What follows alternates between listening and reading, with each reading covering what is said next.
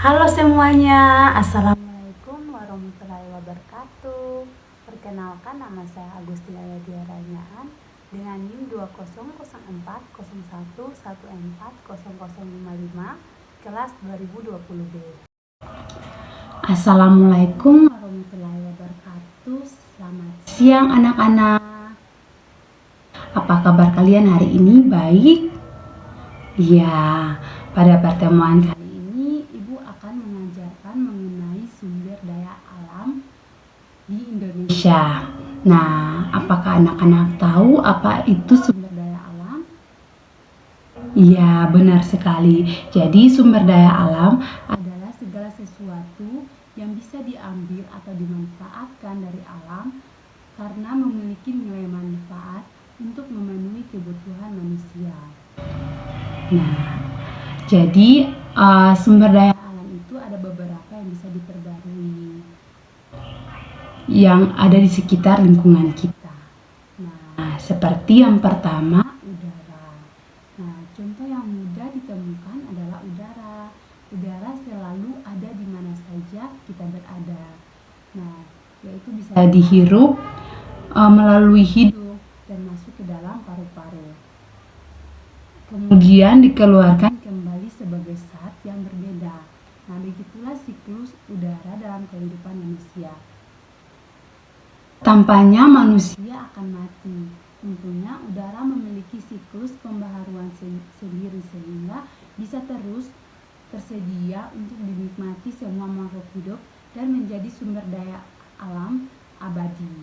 Yang kedua adalah air. Nah, siapa yang tidak membutuhkan air?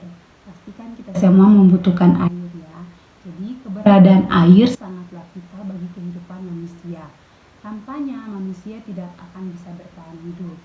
Air bisa didapatkan dari sungai, danau, sumur, dan sumber air lainnya. Bukan hanya sebagai sumber kehidupan, air juga digunakan sebagai sarana transportasi dan memiliki banyak manfaat lainnya. Namun saat ini pencemaran air semakin meningkat dan mulai membahayakan manusia. Nah, yang ketiga, tanaman pangan. Tanaman pangan juga merupakan sumber daya yang sangat bermanfaat bagi kehidupan manusia. Tanpa adanya tanaman pangan, maka keberlangsungan kehidupan manusia di muka bumi akan terancam. Tanaman pangan yang banyak dikonsumsi di dunia adalah padi dan juga gandum.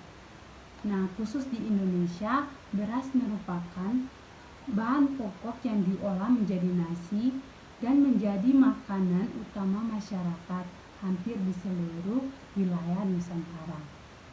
Yang berikutnya adalah hutan. Hasil hutan juga merupakan sumber daya alam bermanfaat besar bagi manusia.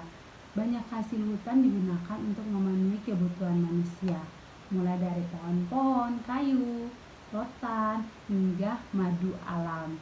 Yang kelima adalah hewan.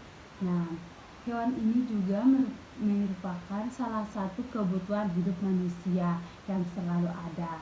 Hewan bisa digunakan sebagai konsumsi maupun peliharaan dan didapatkan langsung dari alam atau pembudidayaan. Jadi ada beberapa jenis hewan yang dikonsumsi seperti ayam, sapi, kambing, dan lain sebagainya. Bukan hanya dagingnya, telur dan susu dari hewan juga dimanfaatkan sebagai sumber makanan. Sedangkan untuk dipelihara seperti kucing, anjing, dan kelinci. Ya, yang berikutnya hasil laut. Nah, sumber daya alam hayati berikutnya yang dimanfaatkan untuk kehidupan manusia adalah hasil laut. Ada berbagai hasil laut dapat digunakan sebagai pemenuh kebutuhan manusia, misalnya ikan, lobster, rumput laut, bahkan mutiara. Saat ini juga sudah mulai dibangun pembudidayaan berbagai hasil laut seperti lobster dan rumput laut. Ada juga pembudidayaan mutiara sehingga keseimbangan ekosistem tetap terjaga dan pemenuhan kebutuhan manusia tetap dapat dilakukan. Sedangkan sumber daya alam yang tidak dapat diperbaharui merupakan jenis kekayaan alam dengan pemakaian terbatas. Artinya, jika dipakai terus-menerus akan habis dan masa regenerasinya memakan waktu tidak sebatas, bisa puluhan hingga ratusan tahun. Nah, inilah alasan mengapa jenis sumber daya alam ini harus diolah sebaik mungkin dan pemanfaatannya dibatasi agar dapat digunakan dalam jangka waktu panjang. Nah, dengan demikian dapat dinikmati oleh beberapa generasi. Nah, sumber daya alam yang tidak dapat diperbaiki ini contohnya air mineral, logam, besi, batu bara, minyak bumi, dan sebagainya.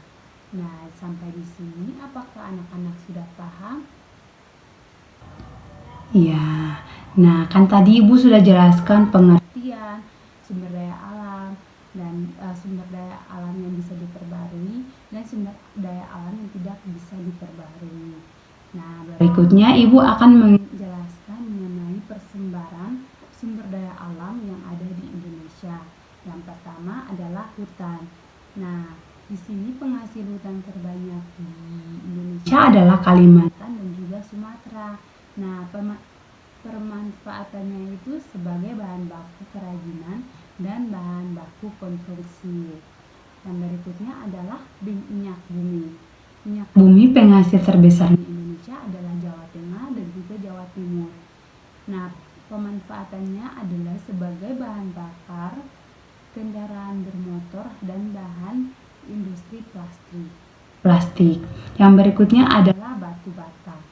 Nah, penghasil batu bata terbanyak di Indonesia adalah Sumatera Selatan, Sumatera Barat, dan Kalimantan Timur. Nah, pemanfaatannya sebagai bahan bakar untuk pembangkit listrik, tenaga uap, dan bahan baku industri kimia, dan lain-lain.